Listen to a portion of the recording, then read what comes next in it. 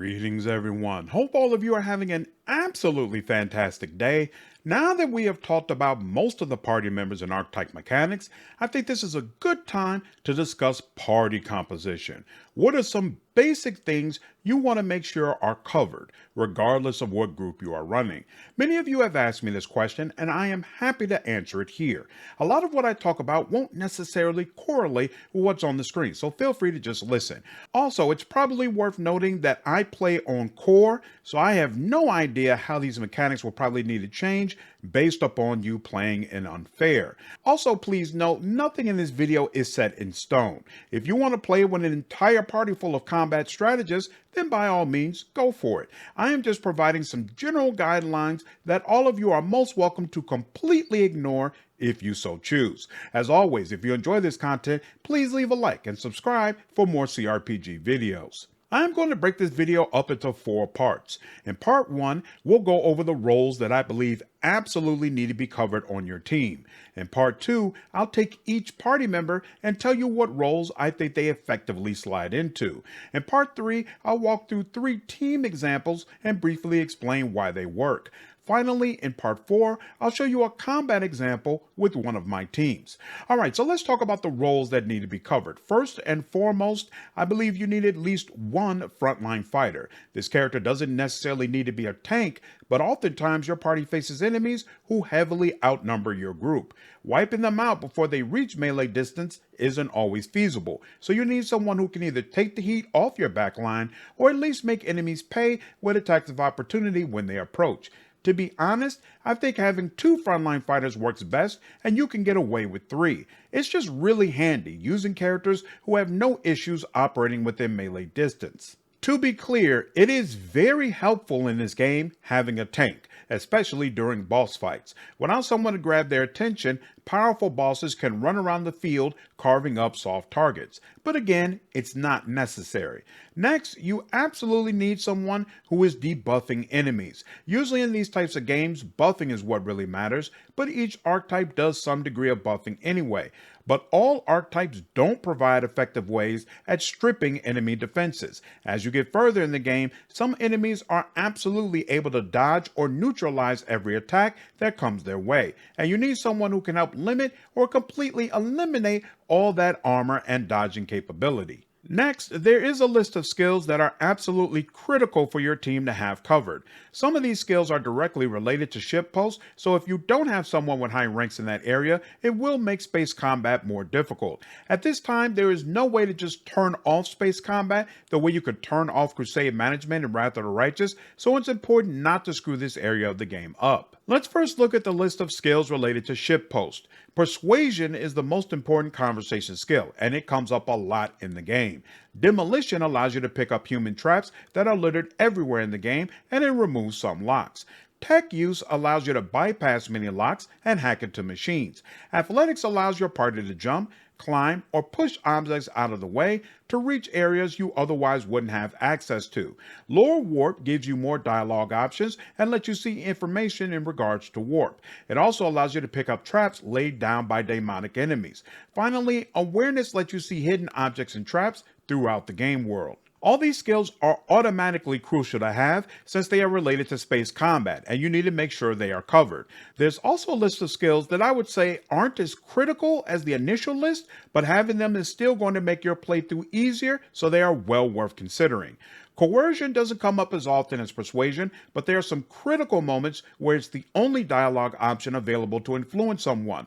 Logic comes up a ton in this game, and you'll miss out on a lot of XP if someone isn't able to cover it. Same with Lore Imperium, except I'd say it's even more critical since there are a lot of dialogue options tied when having a higher rank in this skill. Lore Xenos isn't very relevant at first, but as you run into more Xenos, its usefulness skyrockets because you must use this skill to pick up traps laid down by Xenos enemies. Ranks in Medikai are necessary to even be able to use medikits.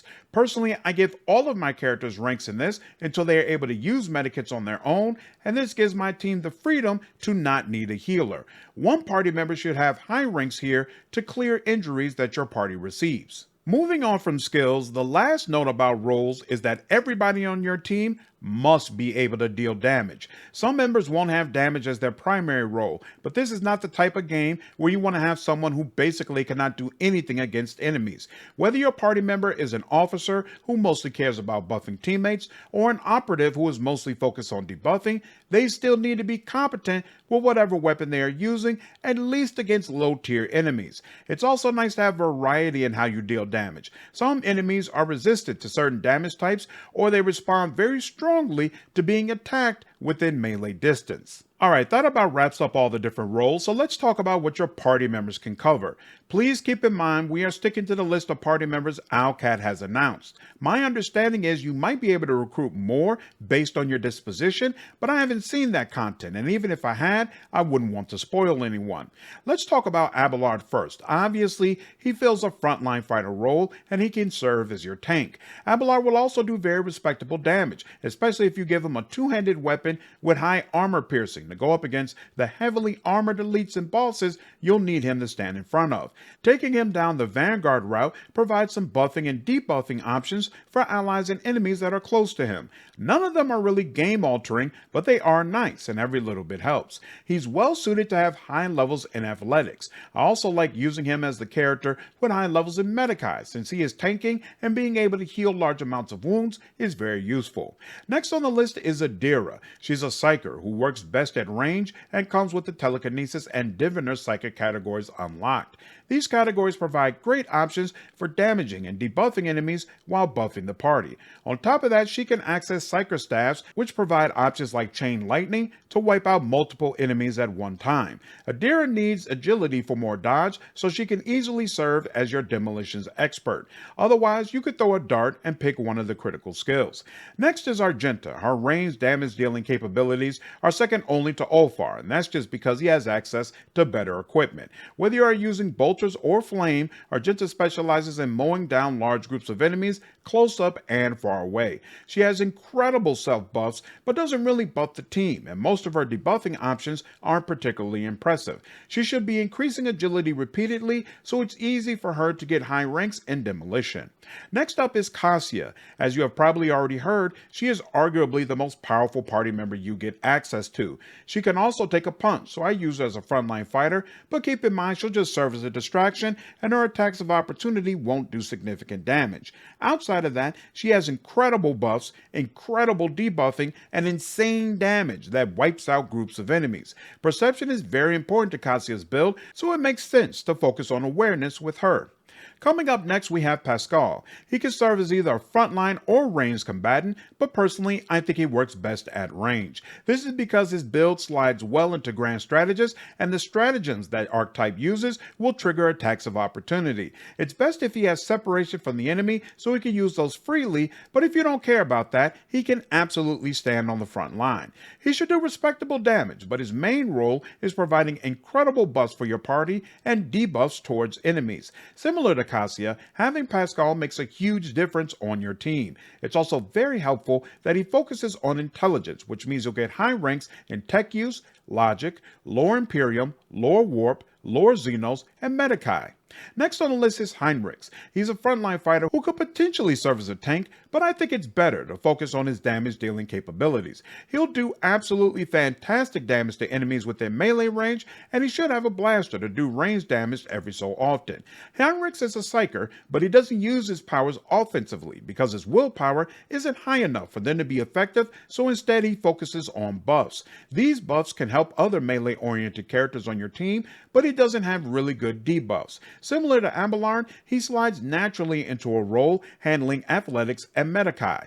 Next on the list is Jay. She's a ranged combatant who comes with unique dual weapon talents that let her pump out a lot of damage on the field. Her officer archetype is perfect for buffing allies, and she can become a decent debuffer when going down the Grand Strategist route. She also has talents which provide massive bonuses to multiple critical skills, and she can use Fellowship for intelligence-based skills. That means even more than Pascal, Jay is the ultimate skill monkey for your group. Next we have Urilet. She's a sniper who does massive damage to single targets. Her archetype is operative, and that provides incredible self buffs for snipers. She will have some debuffing capability, but Urilet shouldn't focus on intelligence, so it won't measure up to what Pascal can do. Her origin automatically provides a plus 20 bonus to Lord Xenos, so it's easy for her to pump that high. Moving on, we have Ulfar. He is capable in both range and melee combat, but he's definitely more impressive at range. His arch-militant archetype allows him to use bolters within melee range, so regardless of how you deal damage, he's meant to be a frontline fighter. As mentioned before, in my opinion, he's the best damage dealer on your team and absolutely annihilates enemies with his heavy bolter. Together, his origin and his armor provide a plus 30 bonus to strength, so he easily slides into a role handling athletics. Finally, Marazai is a frontline fighter who comes with a sniper rifle but works best at melee range. He requires a little more micromanagement to get going, but in the right situation, Marazai is capable of tremendous damage through his origin self buffs that trigger when enemies have specific negative statuses. He's great against single targets, but debuffing multiple enemies definitely isn't his thing. From a skill standpoint, he also slides well into a role handling athletics and perhaps Metakai. Alright, so let's put it all together. This is the list of what you need in order to advance through the game. This is a layout of how your party members cover those needs. None of the information listed here is absolute. You can shift Cassia into being more of an officer and focusing on fellowship to handle conversational skills. You can have Marazai focus less on damage and instead move him into a tanking role. You can have Pascal shift into an archetype like Bounty Hunter and let him deal significantly more damage. Nothing here is set in stone, but from my perspective, this is what your party members do easily and naturally. So where there are holes, you have to figure out how to plug them. To talk about how to do that, let's move into our next section, team examples. To do this, I am going to refer back to a video I did last week regarding 5 potential builds you can use to fill in team gaps. A link for that is in the description below. The first option was Lord Heislander, an Imperial World Noble Officer, Master Tactician Sniper, Imperialist. Having him on the team gives me solid range damage, incredible buffing, and coverage of all fellowship skills, including Persuasion. I plan to use him with Argenta as a Marksman Arch-Militant, Cassia as an Officer Vanguard focused on Navigator abilities, Pascal as an Operative Grand Strategist, Heinrichs as a Warrior Assassin focused on Psyker buffs, and finally Ulfar as a Marksman Arch-Militant. All together, this team has 3 frontliners, incredible ranged and melee damage, fantastic buffing, solid debuffing, and coverage for intelligence and fellowship skills, along with athletics, demolition, and awareness. The main drawback of this team is there's no tank, so we can absolutely be overrun. Also, none of these characters really specialize in Lore Warp or Lore Xenos, so I might miss unusually high checks in those areas. I feel confident we'll figure out how to overcome those drawbacks, so this will be the Let's Play squad. The second option was Commander Heislanderer. She is a Fortress World Pyromancer, Psyker, Marksman, Bounty Hunter, Heretic. Having her on the team gives me incredible range damage, nice buffs, and a little bit of debuffing. She will also take one of the critical skills I need covered.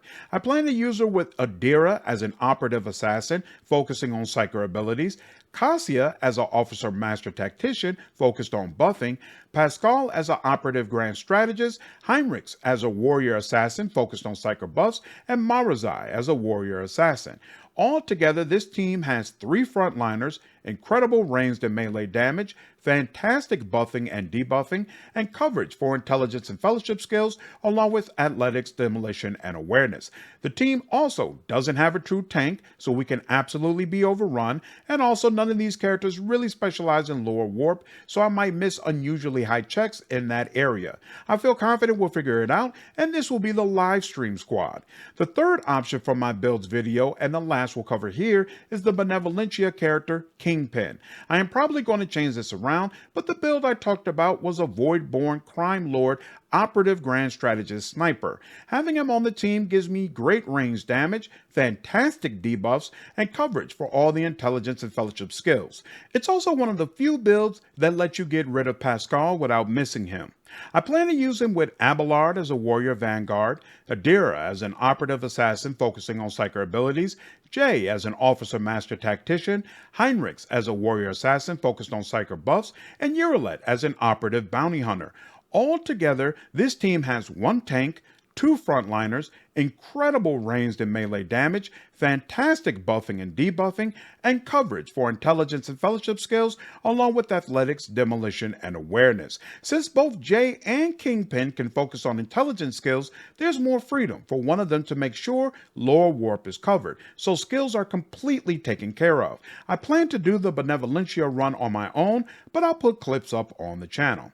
Alright, so after all that, let's get into a combat example. First and foremost, this is not exactly a perfect team for me. I've got Cassia, Pascal, Abelard, Heinrichs, and Argenta. So it takes a while to get all the people that you need. Sometimes you just got to use what you have. Approaching this fight, I like having Cassia and Abelard out front. Abelard because he's the tank, and Cassia because she has really, really powerful abilities. So I like making sure she's in a position where she can see as many enemies as possible. I keep Lord Highlander all the way out the way because he's a sniper and he's got talent so he can use his powers from long distance. So I really just want to try to keep him out the way and alive. Pascal, I want him a little bit closer so that he can use some of his buffing and debuffing abilities. But again, he's not my tank, so he's not really up front, and his powers don't require line of sight the way Cassia does. And then for Heinrichs and Abelard, they're kind of the people who hang around on the sides and pick off solitary enemies while slowly closing in on the group once Abelard has drawn in the majority of the heat. So they're not frontline. I don't use them as tanks, but they're both equipped where they're good enough to be on the front line. So with all that being said, Lord Highlander is an officer and he's got a talent that allows him to always automatically go first. And I always use that to go ahead and use Bring It Down on Cassia, give her an extra turn. She's going to move up a little bit. And then she's going to use Point of Curiosity. There's probably a link in the description for a guy that walks through some of her abilities. It'll tell you why that's so amazing. I'm going to lower the willpower for some of the guys over here. And then we'll go ahead and use Point of Curiosity. See if we can whittle down some of these people. And look, so she takes out 5 of them right off the bat. And then she moves a bunch of them around as well. So that is very, very nice. And then let's see, Lidless Stare. Can I stun a bunch of these people? Looks like I may be able to. So we'll go ahead and give it a shot. And looks like she killed one of them and stunned at least one of them as well. So just all the way around, very good stuff. Perhaps just as importantly, we have already triggered a heroic act. So we're just going to go ahead and use that on Abelard and let him come up over here. And then he can charge over here into this guy. And he'll do pretty nice damage, but then we can go ahead and there we go. Take out 2 of them. And then let's see, we'll go ahead and take you out, I guess.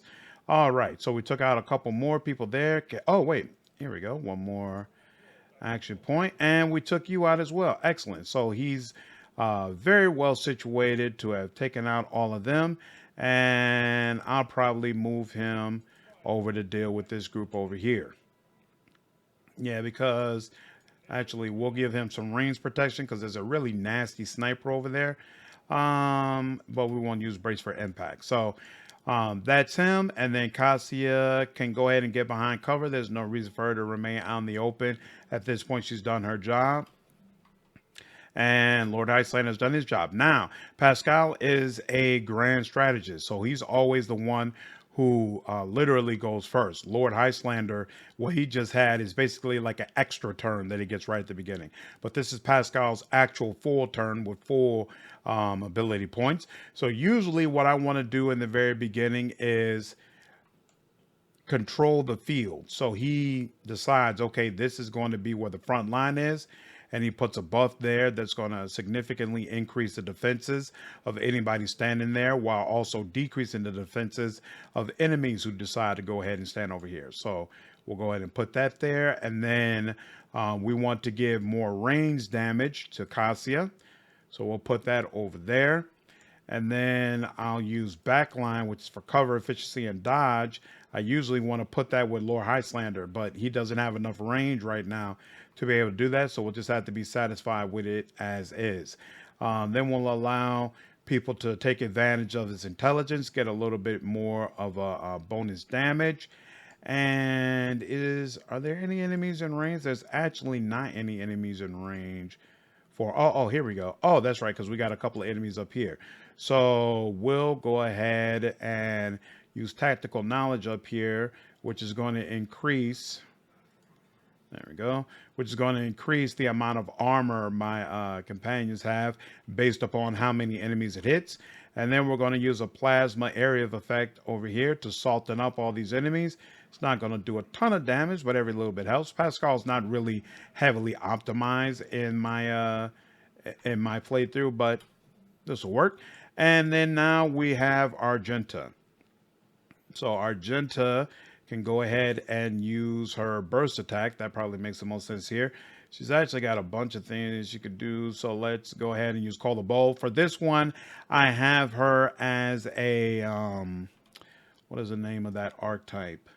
As a bounty hunter, but I would probably use her as an arch militant when I play the game again. So we'll go ahead and do this. It's probably, they're not debuffed very much, so she might not do a ton of damage, but she'll do enough. There we go. That's fine.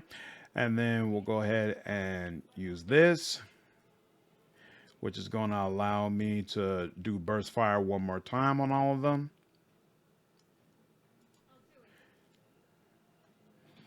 There we go. Takes out one of them. The other one very heavily hit. And then she can use Warhammer, which is going to give her a bunch of extra momentum, which is going to allow her to use military excellence, which is going to allow her to take out the rest of them. So now, go ahead and do you. You're done for. And then the next one, you're going to take another hit, but that's fine. She missed. Even at 95%, you can still miss in this game, but it's all right. Oh, this is on core difficulty, by the way. I forgot. I should have mentioned that at the very beginning. That's going to miss, but this next one should hit. Take you out. There we go. And then that's all she has, but she's done a very, very good job. And I didn't use all of her mechanics like I should have put Hunt Down the Prey, but this is pretty much just an example, so didn't feel the need to go all out. All right, with Heinrichs, he's going to use Strong Arm. It's going to give him additional strength and toughness. He's going to use Warp Speed, which is going to increase his movement points, his agility, and his action points. And then he's also going to use Word of the Emperor, which is going to improve, which is going to give all the nearby party members a resolve bonus. And then he's going to head out, but he might be close enough to go ahead and do something to you. It's not going to let me charge into this guy, but I can at least just move to the space that's next to him. This game's not even letting me do that. So yeah, unfortunately, he's basically going to have to sit. This isn't going to do all that much damage, but I might as well do something and then let it go.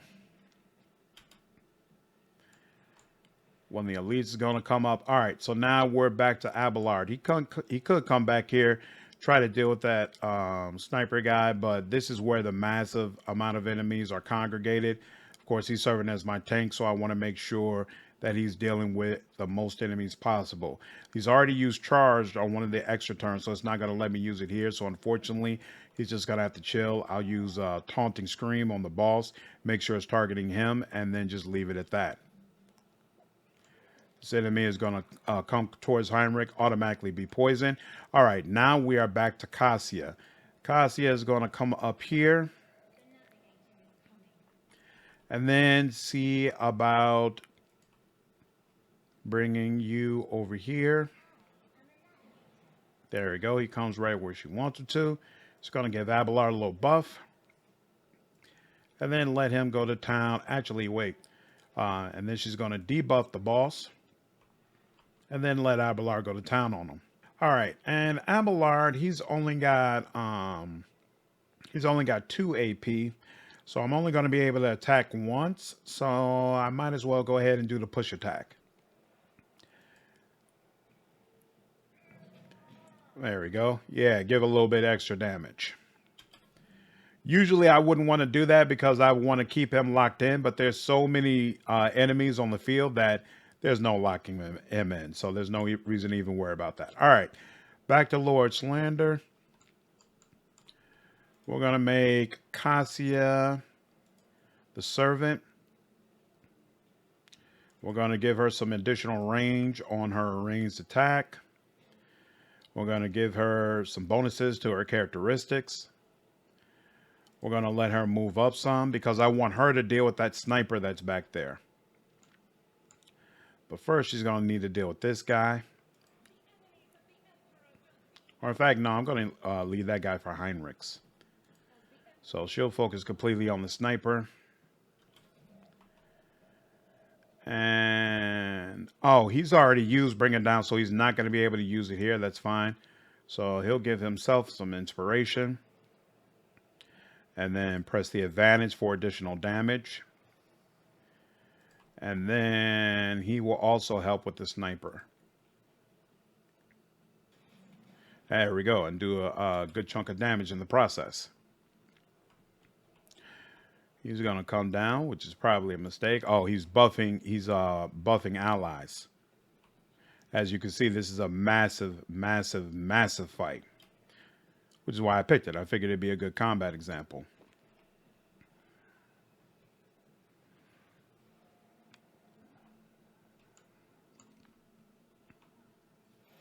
All right, now we're back to Pascal. Now he can really set the tone. So again, he's going to decide what the front line is, give additional protection to everybody who's standing there, and then double the protection that's over there.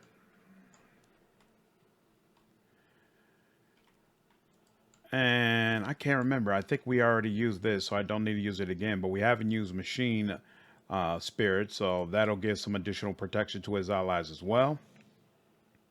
And then give all the allies a bonus to damage based around his intelligence. And then he's just going to fire on any one of these guys who looks like he might be able to take out 2 in 1. Let's see if that'll work. All right. He hit one. It didn't quite go through the other one, but decent enough. Oh, and then we can go ahead and put this on him in case we can go ahead and get to the boss. And then that's it. All right. Now it's her turn. We're going to use Call the Bold. And then see, can she reach him now? Yes, she can. She's only going to do a little bit to him. That's fine. Oh, wait. And Revel and Slaughter. Oh, she did 40, actually. That was pretty nice. And then we'll get an extra hit from here. There we go, 47. And then this will allow us another hit. And she might go ahead and take him out. He is out of there. Excellent. And we'll go ahead and use dash so that we can try to get downstairs as quickly as possible. All right, now we're back to Heinrichs. Heinrichs has already completely buffed himself. So I made one mistake with his build here. He only has charge, but he should really have slash. It's going to significantly help him as far as the melee damage output. So unfortunately, because of that, he can only attack once in a turn, which really sucks. But it is what it is. It does 36 damage. Absolutely fantastic. If I could pump out one more of those, this guy would be dead. But unfortunately, I can't. So I'm just going to use this, which will actually trigger an attack, and leave it at that. And this boss is going to run up. What is he doing? Got a bunch of people surrounding Abelard. He absolutely loves that. It's going to give him an opportunity to do a slam. It's going to hurt Cassia a little bit, but she'll be all right. She'll live. In fact, she'll dodge. Even better. And then he's also triggered a heroic act, so he can go ahead and use that.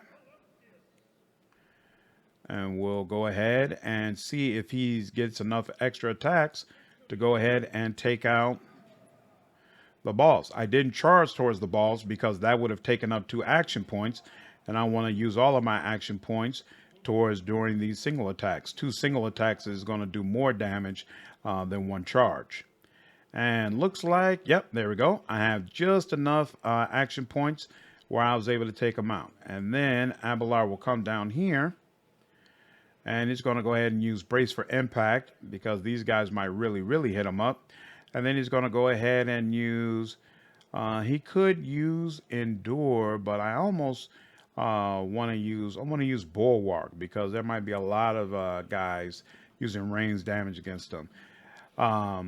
Usually I would probably hold him back into this area and kind of let them come forward.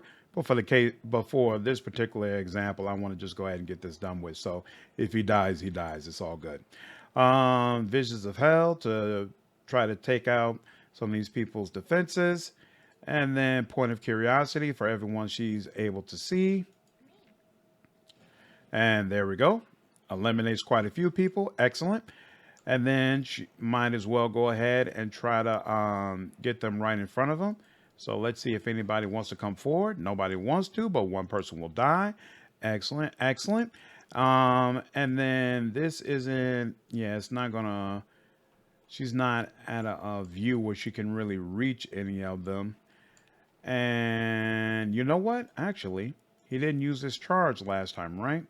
So first of all, Lidless Stair can reach them, it looks like. So here, we'll do it on here.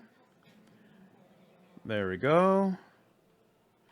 Doesn't look like it stunned any of them or actually reached them, but it is what it is. She did her part.